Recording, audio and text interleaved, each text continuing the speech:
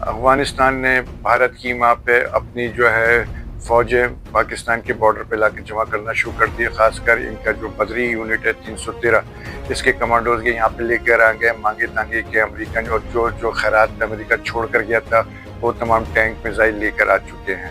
اور دوسری طرف بھارت نے بھی یہ عندیہ دے دیا ہے کہ اگر بھارت افغانستان پہ پاکستان حملہ کرتا ہے یا افغانستان پاکستان پہ حملہ کرتا ہے تو مغرب کی طرف سے وہ اور مشرق پہ بھارت جو ہے پاکستان کے اوپر ہو سکتا ہے کہ اٹیک کر دے۔ یہ سچویشن صحیح نہیں ہے کیونکہ بھارت خود ایک بڑی اسٹرانگ آرمی رکھتا ہے، اس کی آرمی تعدادی لحاظ سے بھی اور فوجی لحاظ سے بھی ہم سے کئی گنا زیادہ ہے، مگر ایک طرف تو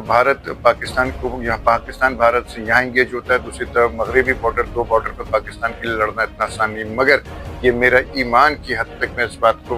بغیر کسی تدبر کے اور یہ بات کیا سمجھتا ہوں کہ پاکستان اکیلا تنہا ان دونوں سے لڑ سکتا ہے۔ اب یہاں بات کرنے کا ایک تو ہمیں خارجی طور پہ دو محاذوں پہ پاکستان کو ایک چیز سامنا ہو رہا ہے جو کہ جنگی صورتحال کا ہے، اور دوسرا اندرونی طور پہ بھی پاکستان کے اندر سیاسی اسٹیبلٹی کی بہت ضرورت ہے۔ پاکستان کے سیاستدانوں کو، پاکستان کی تنظیموں، جو جتنی بھی سیاسی تنظیمیں انہیں اور ہماری ریاست کی اسٹیبلشمنٹ کو بھی چاہیے مل بیٹھ کر آپس کے مسئلوں کو حل کریں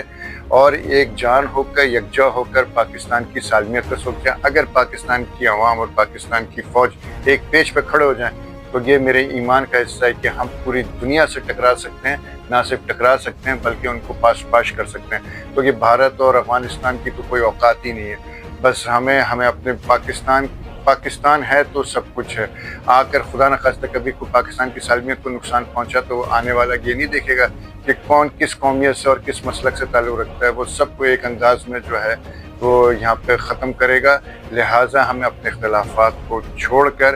آپس کے اندر ایک یکجہتی فوج کے ہاتھ کو مضبوط کرنا چاہیے، اور یہی میرا پیغام ہے کہ اب یہ ہے کہ معاملات جو ہیں کہ انٹرنل چاہے وہ کسی صورت بھی ہو کہ اس کو سارٹ آؤٹ کریں۔ ریاست کی بھی ذمہ داری ہے اور عوام کی بھی اور سب کی یہ ذمہ داری ہے کہ پاکستان کو ایک پیج پہ ہونا چاہیے، پھر ہم انشاءاللہ تعالی یہ افغانستان اور بھارت اور جتنے بھی الٹے سیدھے لوگ یہ ہیں